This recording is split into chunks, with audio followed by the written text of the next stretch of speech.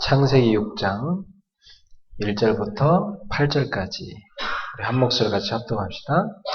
사람이 땅 위에 번성하기 시작할 때에 그들에게서 딸들이 나니 하나님의 아들들이 사람의 딸들의 아름다움을 보고 자기들이 좋아하는 모든 여자를 아내로 삼는지라.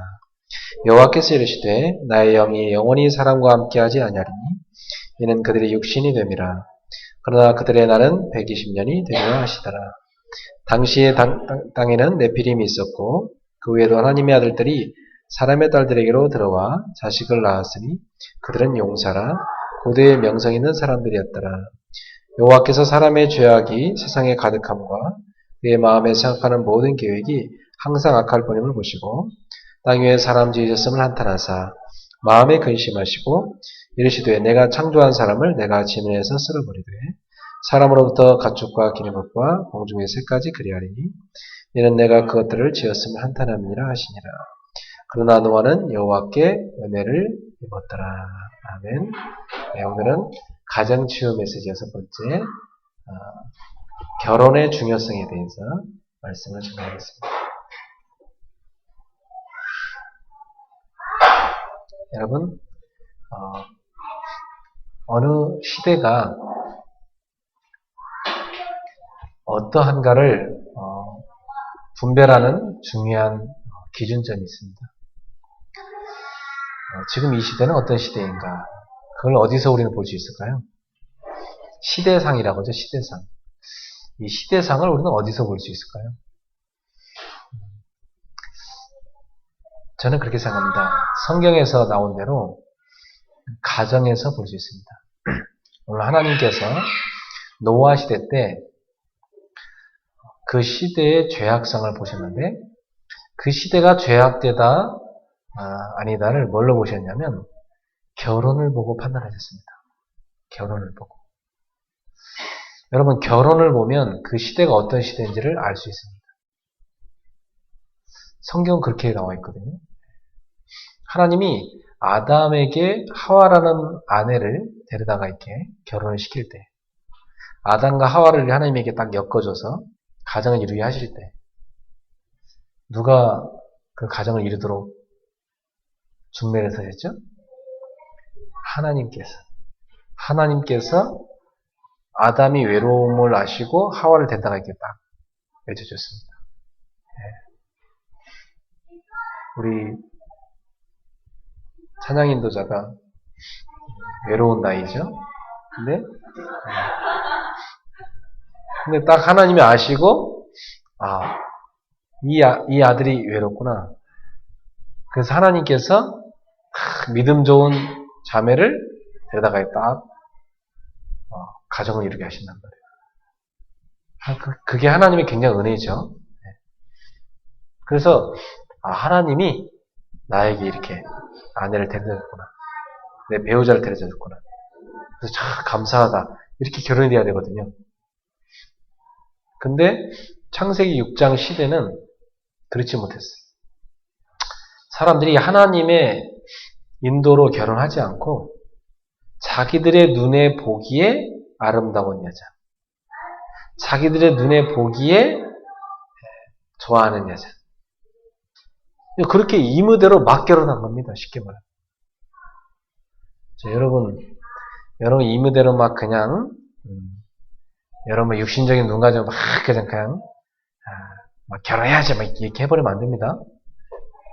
어떤 사람 보니까 너무 힘들어서 빨리 내가 집을 나가서 독립하는 방법은 시집밖에 없다. 이래가지고 막 결혼한 사람들 보니까 제가 그런 분들 많이 만났거든요. 너무 집이 싫어서 빨리 집 나가서 독립하려고 결혼합니다. 100% 어려움 당하더라고요. 결혼은 그렇게 하는 게 아닙니다. 어떤 분 보니까 잘 사귀다가 시련을 겪었어요. 시련의 아픔을 빨리 극복하려고 그냥 아무나 붙잡고 다 결혼하는 겁니다. 여러분 아무나 붙잡고 결혼하면 안 됩니다. 결혼은 그렇게 하는 게 아닙니다. 그래서 그 시대가 어떠한 시대냐를 보는 중요한 시금석이 있어요. 그게 뭐냐? 이 시대에 사람들이 결혼이라는 것을 굉장히 소중하게 여기고 하나님의 인도를 받아서 결혼하느냐 아니냐 이겁니다. 작금의 시대는 여러분이 보다시피 그냥 애기 생기니까 결혼합니다. 뭐 이런 식입니다. 쉽게 말하면 요즘 TV에 나오는 뭐 유명한 분들이 다 그런 식으로 하잖아요. 그런 식으로 가는 게 유행입니다, 지금. 그러니까 좀 살다가 안 맞으면 또 뭐 이혼하고 뭐 이런 식입니다. 미국의 이혼율은 이미 60% 넘은 지 오래됐습니다. 미국에서 사역하는 목사님 얘기를 들으니까 거의 가정들이 결혼 한두 번 기본적으로 다 거의 그렇대요. 네. 한 번은 당연히 하고 두세 번 다 거의 기본적으로 그렇답니다. 제가 러시아를 가보니까 러시아 사람들은 그 선교사님 얘기 들으니까 거의 한 90% 정도. 네. 더 심하더라고요, 공산국가는. 유럽은 아예 결혼식 안 올리고 그냥 동거하고. 우리나라가 몇 년 전만 해도 38%였습니다, 이혼율이. OECD 국가 중에 미국, 영국 다음으로 3위 우리나라인데요. 근데 그 이혼하는 그 그 속도,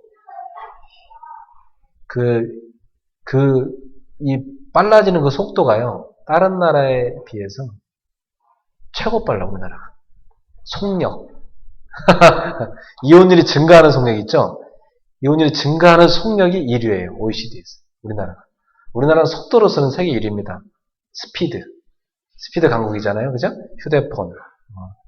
빨리빨리 건물도 그냥 뚝딱 짓고 뭐 이런 식으로. 부실공사 많고. 하여튼 뭐 빨리빨리입니다. 그래갖고 이혼율도 빨리빨리. 세계 1위. 하여튼 뭐 부끄러운 거 1위도 많아요. 그래서 참 안타깝죠. 이렇게 돼버렸습니다.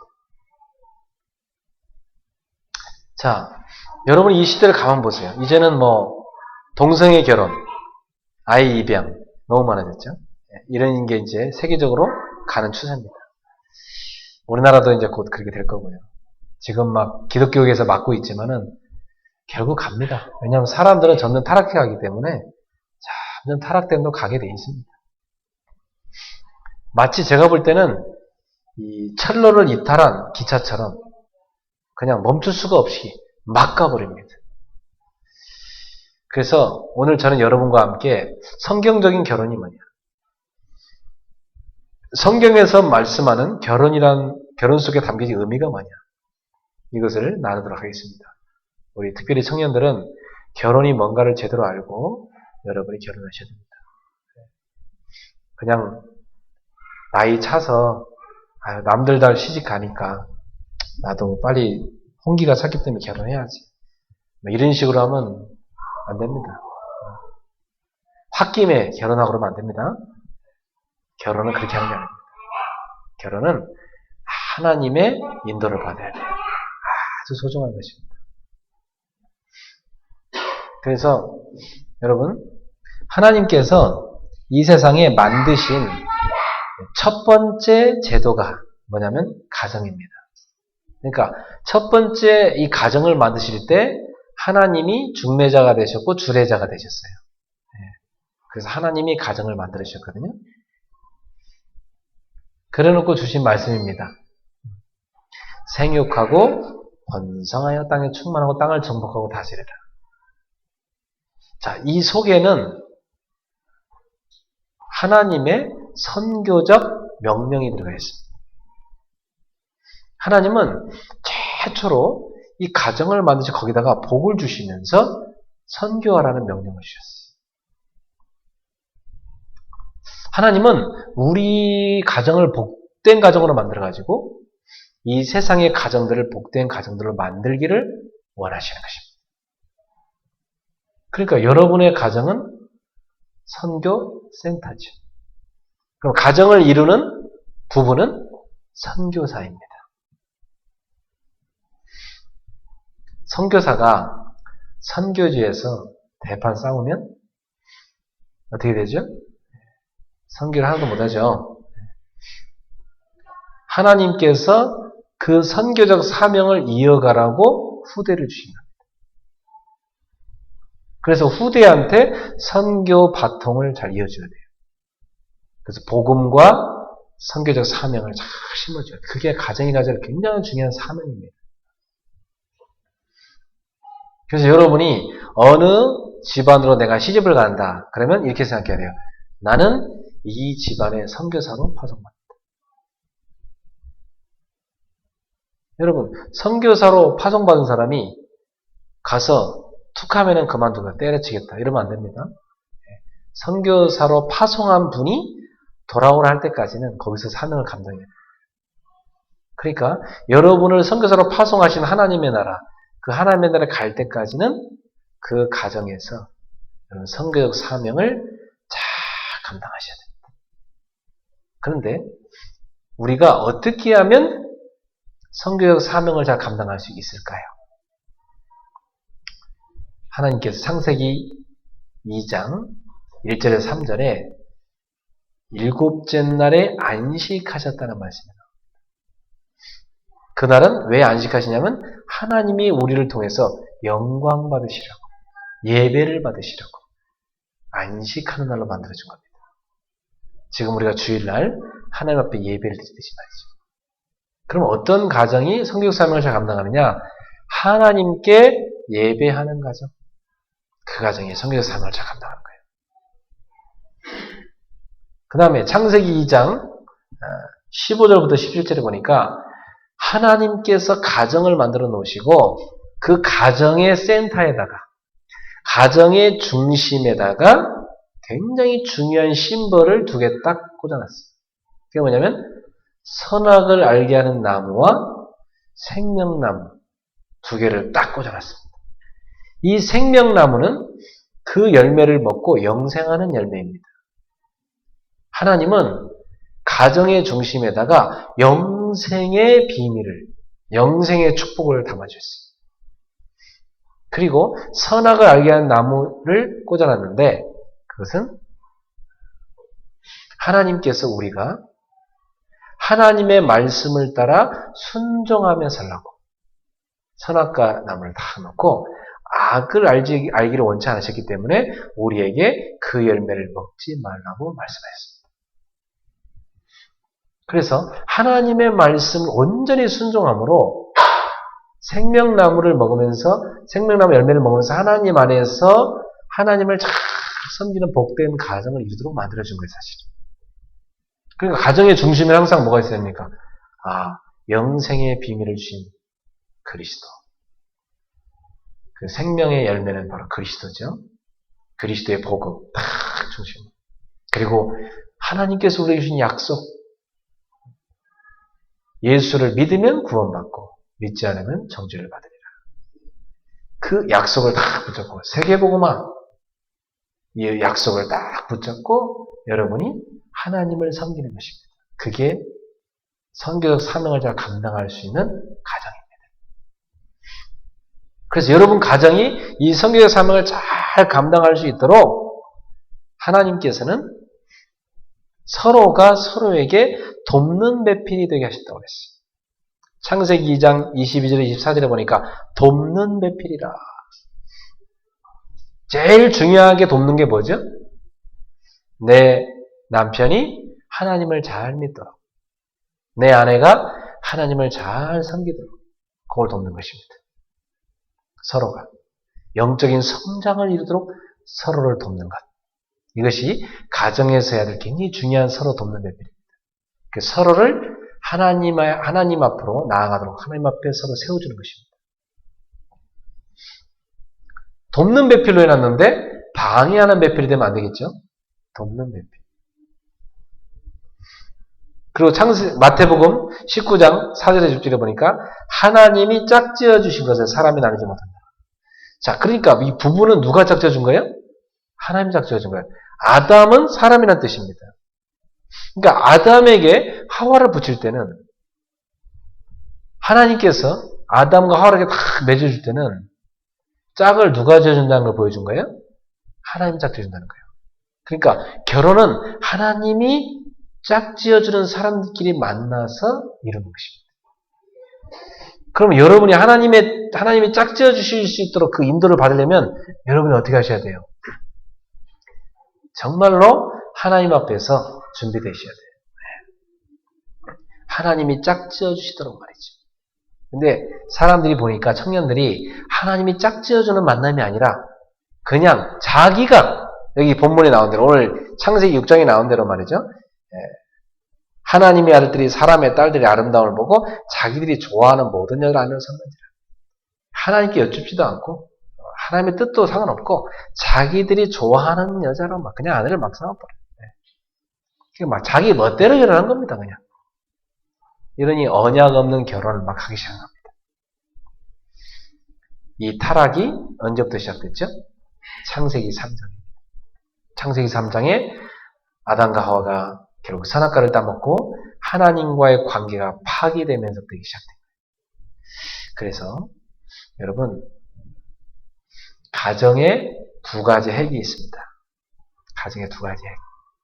가장 근원적 핵이 뭐냐면 하나님과의 관계입니다. 두 번째 핵은 부부입니다. 바람직한 부부. 그래서 가정은요, 위로는 하나님하고 바람직한 관계가 다 되어 있어요. 아주 깊이 있게 생명의 관계가. 그 다음에 부부가 서로 바람직한 관계로 다 되어 있어요.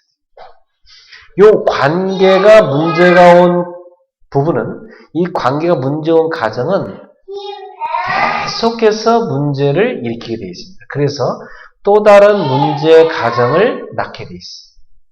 그래서 문제 가정이 문제 가정을 또 낳는 겁니다. 그리고 세상을 문제로 만드는 겁니다. 문제 가득한 세상으로 만드는 겁니다. 여러분 이 세상의 문제는 다 어디서 오고 있죠? 가정에서 다 오고 있는 거예요. 사실은. 네. 이 세상의 문화가 다 가정에서 시작되는 겁니다. 여러분 그래서 가정의 교육 굉장히 중요합니다. 네. 가정교육에서 모든 게 다 좌우됩니다. 직장에 가면은 여러분을 볼 때 약간 좀 황당해 보이는 사람도 있어요. 그 사람이 왜 그렇죠? 학교를 잘못하는 게 아니에요. 가정교육을 못 받은 거예요. 이 가정이 중요합니다. 그래서 우리 청년들은 꼭 기억하셔야 돼요. 여러분 자녀는요, 어느 유명한 유치원, 어느 유명한 뭐 학교 맡긴다고 걔들이 훌륭한 애들이 되는 게 아니에요. 알았죠? 여러분이 아이를 하나님의 사람으로 가르쳐야 돼요. 부모는 첫 번째 교사예요, 자녀에게 있어서. 부모가 교육을 방치해버리면 그 아이는 어디 가서도 바른 교육을 받을 수가 없습니다. 그래서 저는 우리 청년들한테 부탁합니다. 여러분이 결혼하기 전에 올바른 부부교실을 다니세요. 저희 교회에 지금 만들어 놨거든요. 부부교실. 그 다음에 여러분이 아이를 갖기 전에 이제 아이를 위한 자녀 교육, 그걸 받으셔야 돼요. 근데 이제 보통 이런 거 안 하고 그냥 하거든요.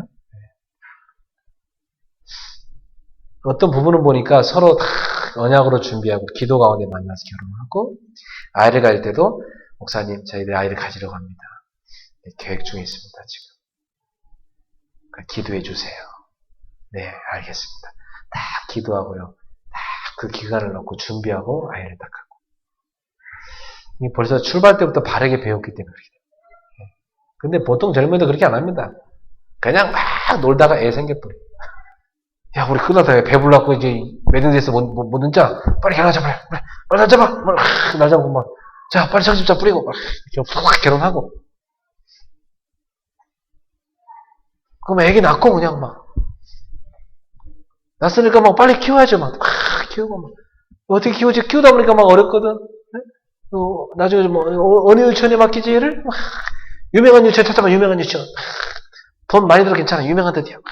하다못해 맡게. 유명한 데 치고 좋은 데 없습니다. 제가 보니까 돈만 가득 갖다 주지 유명한 데 치고 좋은 데 없더라고. 다 속는 거지 사람들. 껍데기에 속는 거지. 제일 좋은 유치원 어디냐 아세요? 엄마 아빠 품입니다. 알죠? 엄마 아빠 품에 유치원이 나쁘면 아무리 딴 데 맡기라도 안 돼요. 그래 놓고 유치원한테 가서 유치원이 잘했냐 잘못했냐 따지면 안 됩니다. 내 가정의 유치원이 잘 돼야 되는 거예요. 알았죠? 우리 청년들 여러분이 준비되셔야 됩니다.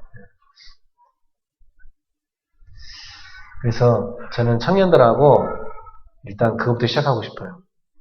청년들하고 금요일날 복음스쿨을 열게 되면 제일 첫 번째로 청년들한테 올바른 결혼관 요구에 대해서 제가 여러분한테 강의도 하고 또 책도 읽히고 그거 갖고 같이 토론도 하고 또 그 필요한 영화도 좀 같이 하나씩 골라서 보고 그래서 여러분이 올바른 관을 갖도록 그걸 준비시키고 싶어요. 그리고 이미 결혼한 초년 부부들은 참 바쁘더라고요, 의외로. 제가 초년 부부들한테 이 자녀 교육에 대해서 좀 가르치려고 하는데 바쁘셔요. 참 바쁘셔. 그래서 제가 막 아무리 만나려고 해도 만나기 힘들어요. 참 안타깝더라고요. 그래서 제가 안 되겠어서 그냥 파일을 만들라고 파일을 보내주고 이거라도 그냥 집에서 보라고. 그거라도 보면 다행인데. 그러니까 사실은 당장 이렇게 결혼하고 뭐 좀 하면 이렇게 애기 낳고 하다 보면 바빠서 못 하더라고요, 사실은. 그래서 미리부터 잘 드려야 되는데 지금 미리 듣는 것은 조금 현실감이 떨어져서 참 그런 건 있습니다. 그냥 뭐 조금 이렇게 당장 안 하다요. 당장 안 하다. 그런 게 있습니다. 그래서 좀 그렇긴 한데 그래도 여러분 드러나야 되고 제가 빨리 청년들하고는 복음스쿨에서 결혼에 대해서 좀 깊이 있게 강의하고 싶습니다. 하나님과의 올바른 관계. 이것은 여러분 각자가 준비되어 있어야 돼요. 인간은 영적 존재입니다. 영적 존재이기 때문에 아무리 사랑하는 남자를 만나고 사랑하는 여자를 만나서 결혼하더라도 배우자가 나의 영적인 부분까지는 채워줄 수가 없습니다. 절대로 못 채워줍니다. 그 목마름을 적셔줄 수 없습니다. 그것은 하나님만이 채워줄 수 있습니다. 그래서 여러분이 저는 바라는 게 각자가 영적 성장을 가지고 결혼하셔야 된다. 영적 성장. 충분히. 그리고 상대편이 영적 성장할 수 있도록 도와주고. 그래서 필요하다면 배우자가 읽을 영적 성장에 필요한 책도 좀 이렇게 하나씩 주고. 그거 읽은 거 갖고 서로 대화도 나누고. 어떤 영화도 같이 한번 이렇게 보고 그게 더 대화도 나누고. 목사님 모시고 같이 말씀 공부도 하고. 그러면 굉장히 좋습니다. 아주 바람직한 길이죠. 그게. 하나님과의 관계. 그래서 자기가 먼저 하나님의 사랑을 충분히 받아서 행복해져야 돼요. 그러니까 절대로 여러분이 어떤 결핍을 갖고 내가 어릴 때 사랑을 많이 못 받고 자랐으니까 내가 이 남자를 만나갖고 이 남자 사랑으로 내가 채워야지. 한 석 달 지나면 안 됩니다. 그렇죠? 유통기한이 딱 석 달이에요. 석 달 지나면 별로 효과가 없습니다. 그게 근본적인 답이 아니란 얘기죠? 하나님으로 채워야 돼요. 그리고 배우자는 나처럼 똑같이 이 하나님의 사랑을 필요로 하는 사람이라. 그래서 내가 입은 하나님의 사랑으로 이 사람에게 그 사랑을 주는 겁니다. 그게 결혼입니다. 그러니까 선교사 맞죠? 내가 그리스도의 복음을 충만히 누리고 그 사랑을 입어서 그 복음을 필요로 하는 배우자에게 주는 겁니다. 그 사랑을 주는 거예요. 이게 결혼 생활입니다. 이걸 안 하면은 계속 뭘로 가냐면 욕구 충족으로 갑니다. 욕구 불만 생깁니다. 그래서 배우자한테 계속 욕구 충족하려고 하다가 욕구 불만으로 가죠. 욕구가 안 채워져서 불만을 못 채워주면 어떻게 되죠? 싸우죠. 그죠? 그럼 서로의 감정을 상하게 만듭니다. 알고 보면 왜 상대편을 긁어댔습니까? 자기 문제 때문에. 자기 상처 때문에. 상대편을 막 긁어댄 거죠. 이해됩니다. 여러분이 하나님과의 올바른 관계를 가진 성도가 되세요? 그러면 어떤 일이 생기느냐? 배우자에게 줄 수 있습니다. 따라합시다. 사랑은 주는 것이다. 사랑은 주는 거예요. 여러분, 사랑이라는 건요, 받으려고 하면 할수록 궁핍함을 느껴요. 사랑은 주려고 하면 할수록 풍요로움을 느껴요. 해보세요. 여러분, 어떤 사람 내가 카톡에 보니까 나는 힘들 때 전화할 사람도 없고, 내가 힘들 때 위로해주는 사람도 없고, 이게 써놨더라, 장황하게. 나는 너무 힘들다, 이렇게 써놨더라. 그 사람 참 어리석죠. 왜 그렇게 된지 아세요? 사랑을 받으려고만 하니까. 누군가한테 사랑을 안 주는 거지. 그러니까 자기한테 오는 게 없는 거예요. 여러분, 혹시 여러분도 그런 사람 있습니까? 네. 맨날 누가 와서 나한테 전화해주기 바라고, 날 나 위로해주기 바라고, 네? 빨리 생각을 바꾸세요. 주세요. 먼저 주세요. 그럼 옵니다. 알았죠? 주시면 온다니까요. 하나님은 우리에게 그리스도를 주시기까지 우리에게 사랑을 표현하셨어요. 예수님은 십자가에 자기를 내어주기까지 우리를 사랑한다고 표현하셨어요. 예수님을 따르는 제자들은 생명을 걸고 그 복음을 전했습니다. 그게 복음이요. 그게 사랑이에요. 사랑하는 성도 여러분 사랑에 부유함이 있습니까? 아니면 사랑에 거짓입니까? 좀 극단적인 표현인데 양쪽이나. 사랑의 평민입니까? 저는 그냥 평범합니다. 네, 그냥 보통 사람이시겠죠? 네, 그냥 그만하게 사시는. 그리스도의 사랑 그게 아닙니다. 퍼도 솟아나는. 계속 주문 줄수록 더 솟아나는. 그게 그리스도의 사랑입니다. 제가 다닌 시골의 마을에는 이렇게 우물이 있었어요.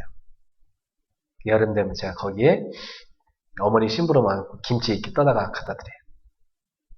김치 뜰 때 이렇게 두레박에 놓는 그 김치통을 이렇게 끈으로 묶어가지고 자 밑에 몇 메타 되는 그 밑에 우물에 끈을 이렇게 매달아서 딱 내려놨어요. 그걸 이렇게 딱 끌어올려요. 딱 건져놓으면요, 그게 막 차가워요. 그 뜨거운 여름에도요, 그 우물 속에는요, 시원하고 차가워요. 그 김치를 딱 꺼내다 갖다 드리고, 그 다음에 두레박으로 물을 딱 또 이렇게 내려보면 두레박이 촥 떨어져서 그러세요. 물속에. 촥 떨어져요. 너무 깊어서 잘 안 보이죠? 촥 떨어지는 소리가 들려요. 아, 두레박이 떨어졌구나. 네, 딱 쫙 끌어올리면 묵직해요. 쫙 끌어오면 물이 시원한 물이 있어요. 근데 그 우물은요, 퍼더 솟아나요. 계속해서. 하나님 사랑이 그런 거예요. 여러분, 내가 이 사랑을 막 주면 왠지 손해되는 것 같죠? 왜 나만 줘야 돼요? 왜 나만 줘야 돼요? 아니에요. 주면 여러분이 더 풍요로워져요. 자, 결혼은 내가 필요해서 저 사람을 데려다가 결혼하는 게 아닙니다. 알았죠? 반대입니다. 저 사람에게 내가 필요해서 주님이 나를 선교사로 보낸 것이구나. 이 사람을 살리라고. 이 사람 가문을 살리라고. 아, 그런 것이구나. 그래서 내가 필요한 사람을 데리고 결혼한 게 아니라 나를 필요로 하는 사람을 내가 가서 돕는 것이 결혼입니다. 제가 처음에 결혼 초창기에는 저희 아내를 보면서 같이 더 이렇게 나랑 안 맞냐 이렇게 생각하고 나는 이게 필요한데 어찌 이게 나한테 필요한 건 하나도 안 주는 사람이냐 이렇게 생각했었어요. 그러면 맨날 몸도 안 좋아하고 비실비실하고 진짜 가까이 가면 약 냄새 푹푹 나고 늘 약 먹고 살아가지고 조금만 힘들어갖고 아휴 맨날 이랬어. 맨날 이랬어. 그 느림보 원숭이 있잖아요. 느림보 원숭이가 몸에 이게 나무에 이렇게 걸쳐져 있잖아요. 그 느림보 원숭이라고 알아요? 침대에 이렇게 축 처져갖고 누워있고 몸이 안 좋아가지고요 아침에 일어나지 못해요. 새벽기도 갔다 와서 나는 막 운동하고 뭐하고 막 배가 한참 고픈데도 한 10시나 돼서 아침을 먹어요. 그 이해를 했어요, 제가. 몸이 안 좋으니까 일단. 근데 내가 처음에는요, 아휴, 내 팔자야, 내 신세야, 이랬거든요. 처음에는 내가. 그런데 어느 날 하나님이 저한테 깨닫게 하시는 게, 너 바깥에서만 사역할 게 아니라 집에서도 사역하거라. 그러죠. 네 아내를 사역해라. 네 아내를 건강한 사람으로 만들도록 사역해라. 그리고 제가요, 아내를 사역 대상으로 보기 시작했어요. 진짜. 그래가지고 저희 아내를 제가 사역하면서요, 많은 메시지를 찾아냈어요. 제가 훌륭한 메신저가 되어가고 있었던 것은 다 저희 아내가 기여한 공로가 굉장히 큽니다. 제 아내를 통해서 저한테 하나님 많은 메시지를 깨닫게 했어요. 그래서 제가 어디 가서 메시지하면 저희 아내가 꼭 따로 불러 그래. 왜 또 내 얘기했어? 맨날 그래요. 그러면 어쩔 수가 없어요. 제가 아내를 통해서 메시지를 다 받았으니까 하나님. 그래서 제가 어느 날 우리 아내를 내가 필요해서 이렇게 뭐 사모감이라고 해서 사모 도움 된다 해서 사모 되고 싶다니까 딱 결혼해서 이제 갔는데 막상 해보니까 너무 자기 자신 몸도 못 가는 사람이라. 그래서 그때 막 내가 많이 힘들었는데 아니다. 이게 메시지로구나. 그래서 저는 저랑 성격이 너무나 다른 한 사람을 만나 살면서 지구 반쪽을 이해했습니다. 내가 이 사람을 안 만났더라면 나랑 똑같은 성격인 사람만 만났더라면 나는 지구 반쪽을 잃었을 것이다. 무슨 세계복음을 합니까? 그래요. 그죠? 지구 반쪽밖에 못 사는 것이. 그래서 제가 지구 반쪽을 이해했어요. 아내를 통해서. 그리고 또 하나. 네가 전도자라면서 왜 네 아내는 못 살았냐? 왜 딴 사람한테 가서는 웃으면서 막 복음 주고 네 아내한테 가서는 막 인상 쓰면서 똑바로 하라고 막 그러냐? 제가 이게 위선적인 목사구나. 그래, 집에서나 밖에서 똑같아야 되는데 바꿨어요. 그래서 저희 아내를 사역하기 시작했어요. 그리고 제가 옛날 살던 집 근처에 학교 운동장이 크게 있었어요. 내려오면 손 붙잡고 운동장을 몇 바퀴 돌면서 서로 포럼을 합니다. 포럼을 하다 보면 굉장히 많이 서로 알게 돼요. 그래가지고 서로를 많이 알게 됐어요. 그리고 제가 하나님의 눈으로 저희 아내를 딱 쳐다보는데 그래, 하나님이 나한테 맡기신 제자구나. 그래, 사모를 제자 삼아야 돼요. 사모가 최고 제자가 되어야 된다. 그래서 제가 아내를 제자 사역을 시작했어요. 그래가지고 복음을 나누기 시작했고 같이 기도하기 시작했고 영적인 문제와 상처들을 치유하는 사역을 시작했어요. 그것이 싹 빠져나갔는요. 사람이 어느 날 내가 딱 아내를 쳐다보는데요. 이 도끼가 빠져나가서 그랬어. 실제로 저는 그런 걸 체험했어요. 옛날에 제 아내가 복음 못 누릴 때는요. 제가 집에 들어가면 도끼를 이래가지고요. 이랬었거든. 제가 한 일주일 동안 해외 가서 선교 사역하고 오잖아요. 얼마나 집에 문 앞에 들어가지도 못했어요. 들어오자마자 문 딱 걸어잠그고 나가라고 바로 나가서 세상이나 잘 살리라고. 왜 저희 아내 그런지 저도 잘 모르겠어요. 그때는 제가 한 번씩 아내한테 물어보면 당신 그랬던 거 아냐고 그러니까 기억이 잘 안 나는데요. 그러니까 저희 아내는 자기만 사랑해달라 계속 나보고 자꾸 자기만 사랑해. 나만 사랑해줘, 나만 사랑해줘. 절절절 따라다니면서 화장실도 따라가고 가까이 하면 가만히 나만 사랑해, 나만 사랑해, 나만 사랑해. 왜 오늘 하루 종일 나만 사랑 안 해줬어? 전화 왜 몇 번 안 했어? 이제 저희 아내의 그 허기짐, 그 사랑에 대한 애정 결핍, 그게 심했죠. 그래서 제가 이 사람이 이런 상처가 있구나. 그래서 제가 꼭 안아주고 그리고 이렇게 사랑한다는 표현을 하기 시작했어요. 왜냐하면 저는 표현을 못 배웠어요. 왜냐면 저는 저희가 자란 가정은 우리 아버지 어머니가 같이 살지 않았기 때문에 저는 아버지가 어머니한테 따뜻하게 사랑을 표현한 걸 못 보고 자랐어요. 단 한 번도 못 봤어요. 그러니 제가 뭘 표현하는 남자겠습니까? 표현을 절대 못하는 남자죠. 속으로만 사랑하고 말은 막 퉁명스럽게 해놓고 또 뒤에 가서 아내가 미안해서 가서 이불 덮어주고 이런 남자거든 사실은. 그러니까 표현을 안 해요. 절대 아내한테 사랑한다는 표현을. 반대로 표현하지. 그래갖고 반대로 표현하는 걸 보고 자랐어요. 어릴 때. 할아버지 할머니다 이렇게 어른들 하는 거 보면 약간 반대로 표현하더라고요. 그래서 마치 부부는 반대로 표현해야 되는 줄 알았어요. 근데 그게 좋은 게 아니잖아요. 알고 보니까. 그래서 제가 그 다음부터 사랑을 표현하기 시작했어요. 아내한테. 그러면서 돌아오는 게 좋더라고. 이야, 돌아오는 게 좋아. 그때부터 식탁이 달라지고, 예, 집에 들어가면 평안함을 느끼고, 예, 어느 순간 아내에게 있던 도끼가 사라져버리고요. 얼굴에요, 행복함이 쫙 감도는데요. 이렇게 좋은 아내를 내가 몰라가지고 나쁜 아내로 만들었구나 하면서 제가 회개를 했습니다.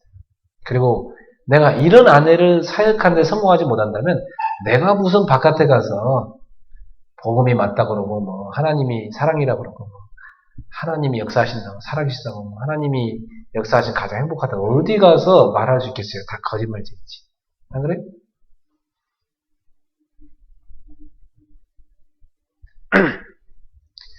그래서 아픔을 많이 겪었을수록 많은 메시지를 찾아냅니다. 저는 제 아내를 만나서 제가 복음 알게 돼 너무너무 감사하더라고요. 그래가지고 그런 답을 제가 어느 날 그리스도로 말미암아 나의 영적인 문제를 알고 아내의 영적인 문제를 알고 그 부분을 사단에게 속지 않고 우리가 복음으로 서로를 채워가면서 치유하기 시작하면서부터 우리는 건강한 부부관계로 발전했습니다. 자, 하나님과의 관계가 건강해지고 아내와 저의 관계가 건강해지니까 그때부터요 우리 가정이 건강해졌습니다. 네. 그러고 나서 우리는 이제 아이를 가질 때가 된 것 같다. 하나님께 기도하면서 아이를 가졌습니다. 아이를 낳아서 보니까 또 우리에게 부모로서 준비된 게 없었던 걸 또 발견했어요. 그래갖고 애들을 키우면서 막 다급하게 부모의 역할을 공부하기 시작합니다. 하나님이요. 그런데 저한테 이런 일련의 과정을 통해서요. 부부를 치유하는 사역, 자녀를 교육시키는 사역, 이런 사역을 저한테 쭉 허락하시더라고요. 여러분이 하나님과 건강한 관계, 부부가 복음 안에서 올바른 관계를 회복하십시오. 그런 관계를 준비하십시오.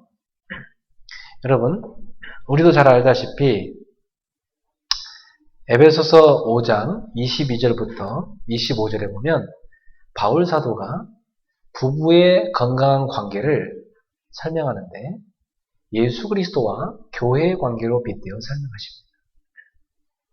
예수님은 교회의 신랑이요, 교회는 그리스도의 신부다. 신랑 되신 그리스도께서 자기 몸을 십자가에 내어주기까지 교회를 사랑하셨고 그 사랑하셨듯 남자는 아내를 자기 몸처럼 사랑해야 된다. 이렇게 말씀하고 있습니다. 그리고 교회가 그리스도께 복종하고 그리스도를 온전히 섬기듯이 아내는 남편을 복종하고 순종하고 섬겨야 된다. 이렇게 말씀이 나옵니다. 그게 올바른 가정의 질서의 관계다. 그것은 유기적입니다. 그리스도의 십자가의 사랑이 있었기에 교회는 그리스도를 위해서 죽기까지 그리스도를 사랑하는 겁니다. 그리스도께 순종하는 것입니다. 여러분, 사랑받지 못하는 아내는 남편에게 존경을 줄 수가 없어요. 순종을 할 수가 없어요.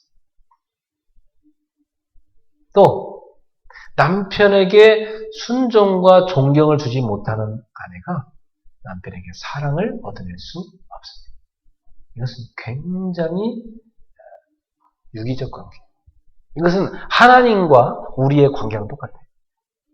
하나님이 우리에게 사랑을 주셨기 때문에 우리도 그 하나님의 사랑의 응답으로 하나님의 말씀에 순종하고 따라가는 것입니다. 그러므로 여러분이 성경을 읽고 공부해야 하는 이유가 성경을 읽으면 읽을수록 뭐가 느껴지냐면 하나님이 나를 향하여 갖고 계신 그 사랑이 구구절절 느껴져요. 그래서 성경을 읽으면 읽을수록 저절로 무릎을 꿇게 되고 저절로 하나님께 순종하게 돼요. 그런 성경을 모르는 사람은 하나님이 자기를 얼마나 사랑하는지 몰라요. 조금밖에 몰라요. 그러니까 조금밖에 순종하지 못해요. 하나님이 나를 사랑하는 것이 얼마나 큰지를 아는 만큼 하나님께 나아가 순종할 수 있는 것입니다. 그래서 저는 결혼은 뭐라고 생각하느냐? 선교라고 생각합니다. 가정은 선교센터다. 그 가정의 선교센터는 무엇으로 유지가 되느냐? 하나님의 넘치는 사랑이 오가면서 그리고 선교적 사명을 같이 같은 방향으로 부부가 바라보면서 그 선교센터는 올바른 하나님의 뜻을 이룰 수가 있다고 믿습니다.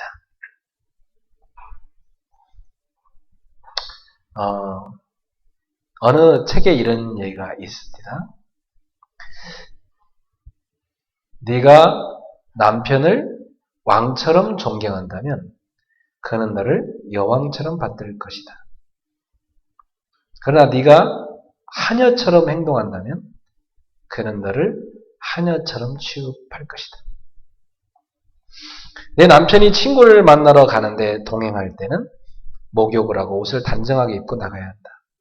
남편의 친구가 집에 놀러 오거든 정성을 다해 극진히 대접하라. 그러면 남편이 너를 소중하게 여길 것이다. 항상 가정의 마음을 쓰고 남편의 소지품을 하나하나 소중하게 다루라. 그러면 그는 기뻐서 내 머리에 왕관을 씌워줄 것이다. 그 다음에 남편들한테 이렇게 얘기합니다. 아내를 존중하고 배려하라. 하루 3번 이상 포옹해줘라. 또 아내를 축복하는 말을 하라. 당신은 부드러운 힘을 지니고 있어요. 당신이 입을 열면 지혜 있는 말이 나와요. 하나님이 당신을 축복하고 당신의 아이들을 지켜주시기를 바라요. 이렇게 아내에게 축복하는 말 하래요. 오성원 집사님 준비됐습니까?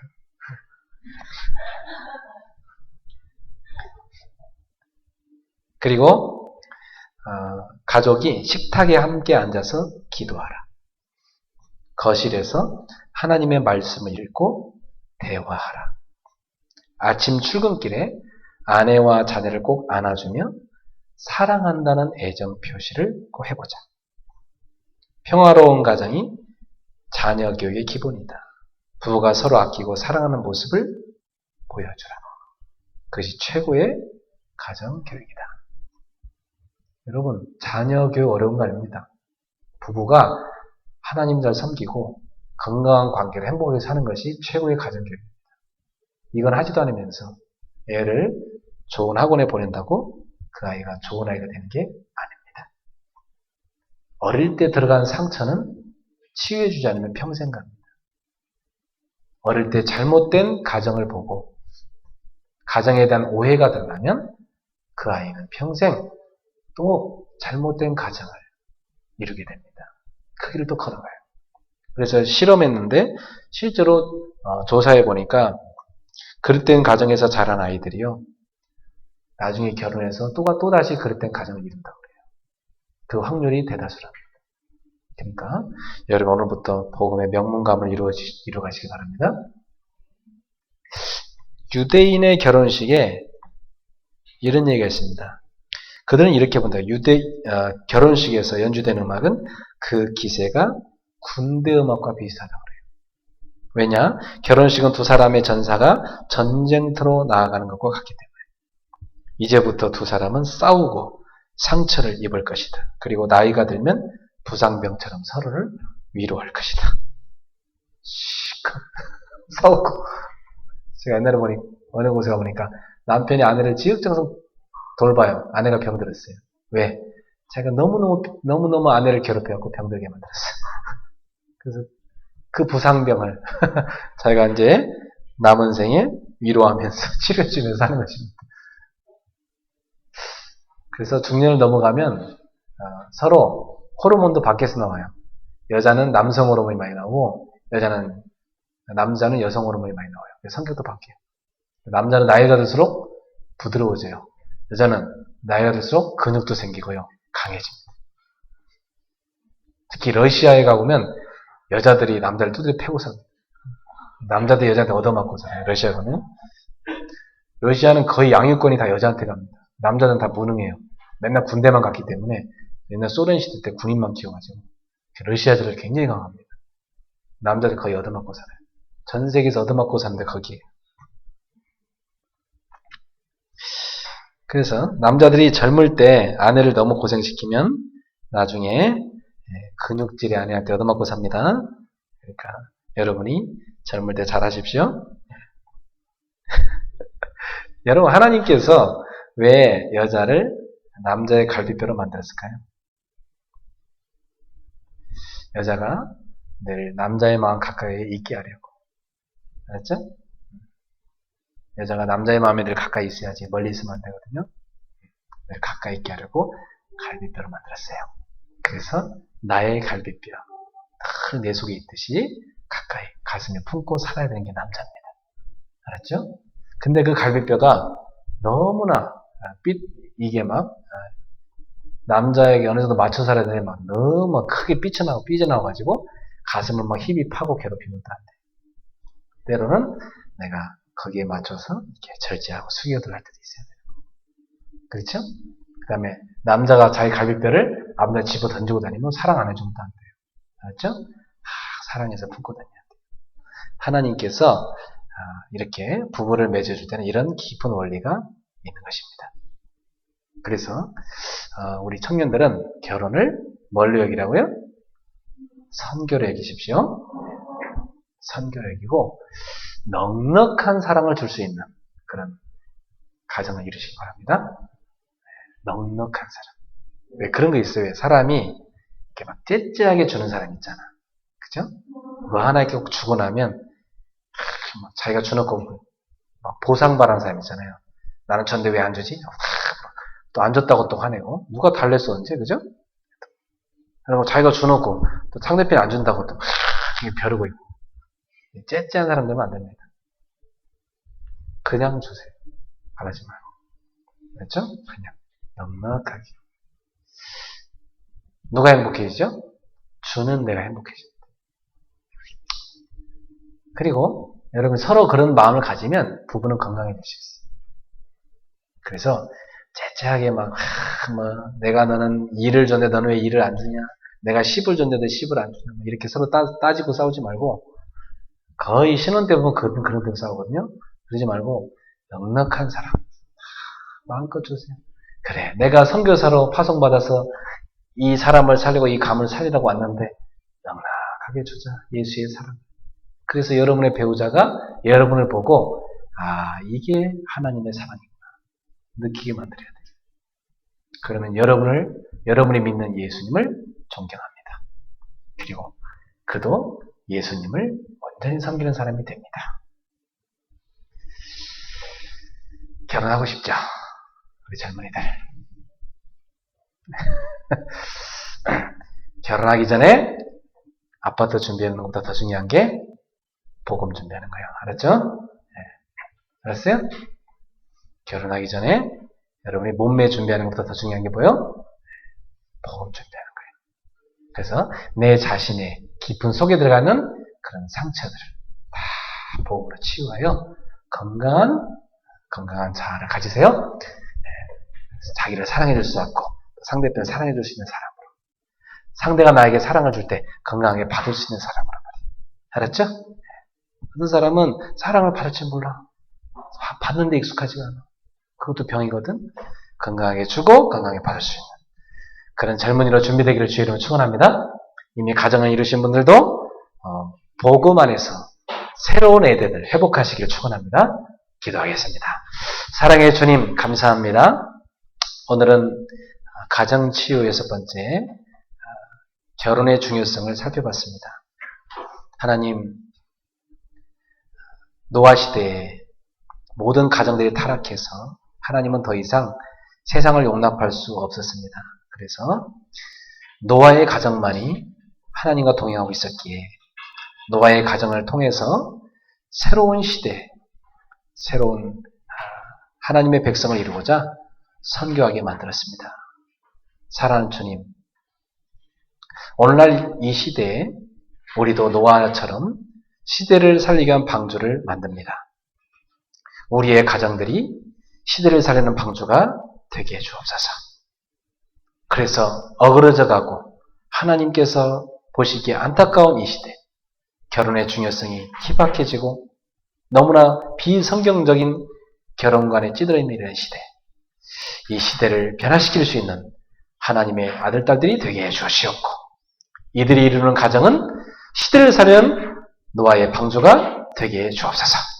예수님의 이름으로 축복하며 기도합니다. 아멘.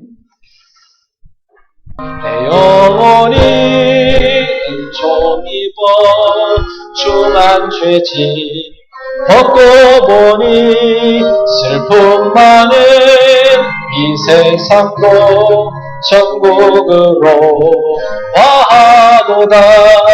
할렐루야 찬양하세.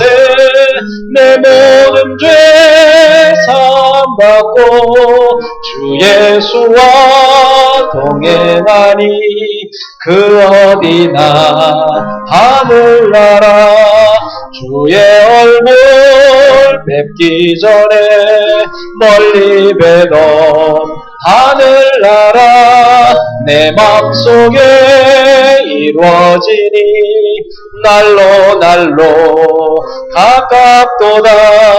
할렐루야 찬양하세. 내 모든 죄 사함받고 주 예수와 동행하니 그 어디나 하늘나라 높은 산이 거친 들이 조막이나 궁궐이나 내 주 예수 모신 곳이 그 어디나 하늘나라. 할렐루야 찬양하세. 내 모든 죄 사함받고 주 예수와 동행하니 그 어디나 하늘 높은 산이 거친들이 높은 산이 거친들이 조막이나 궁궐이나 내 주 예수 모신 곳이 그 어디나 하늘나라. 할렐루야 찬양하세. 내 모든 죄 사함받고 주 예수와 동행하니 그 어디나 하늘나라. 아멘. 높은 산이나 거친 들이나 초막이나 궁궐이나 내 주 예수 모신 그곳이 어디나 하늘나라.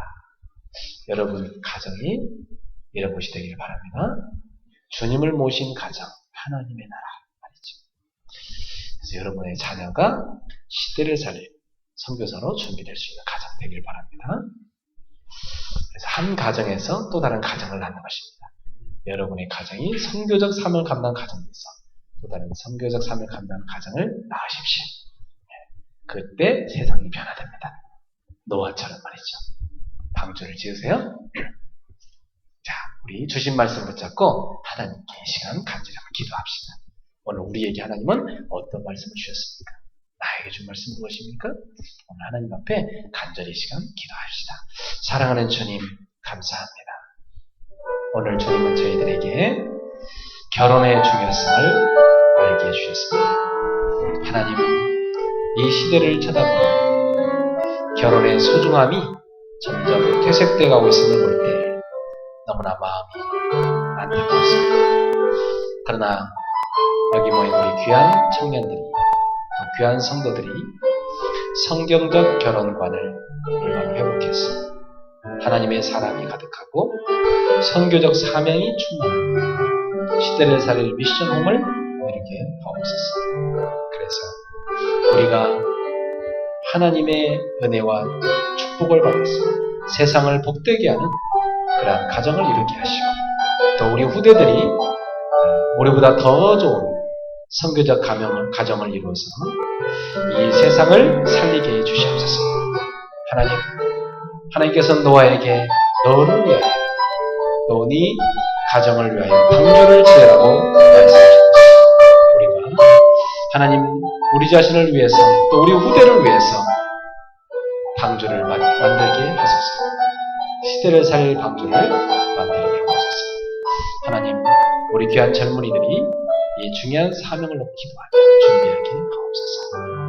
감사합니다. 주님 시대 가정이 치우고 복음으로 가정을 치우는 역사들이 곳곳에 일어나게 하옵소서. 우리 성도들이 가는 모든 가정으로 무너진 가정들이 회복되는 역사, 치유되는 역사가 일어나게 하옵소서. 주 예수 그리스도 지금 은혜를 베풀어 주옵소서. 할렐루야. 주님이 치유하여 주옵소서. 우리 그레이스 성도들 가정들을 치유해 주옵소서. 예수님의 이름으로 기도합니다. 사랑하는 주님 감사합니다. 오늘 주님께 저희들이 감사함으로 예물을 드렸습니다. 하나님 예물이 하나님께 연락되게 하시고 우리의 믿음과 고백이 연락되게 하소서.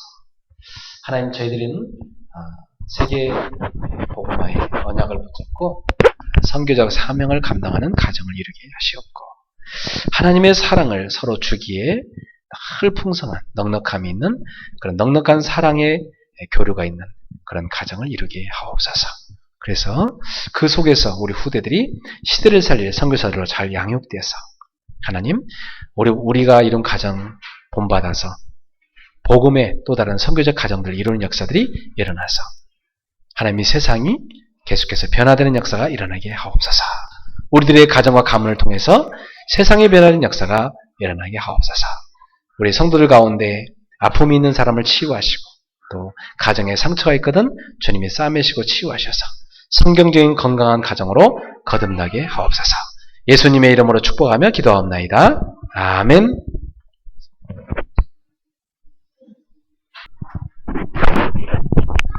우리 인생 모든 문제 해결자 예수 그리스도의 은혜와 하나님의 사랑과 성령님의 세밀한 교통하심이 결혼의 중요성을 깨닫고 성경적인 가정을 이루기를 소망하고 또 하나님 나라 확장하는 데 쓰임받을 선교적 가정을 이룰 우리 귀한 성도들의 가정마다 또 우리 젊은이들의 미래 위에 이 땅의 가정들 위해 지금부터 영혼들 항상 함께 있을지어다. 아멘.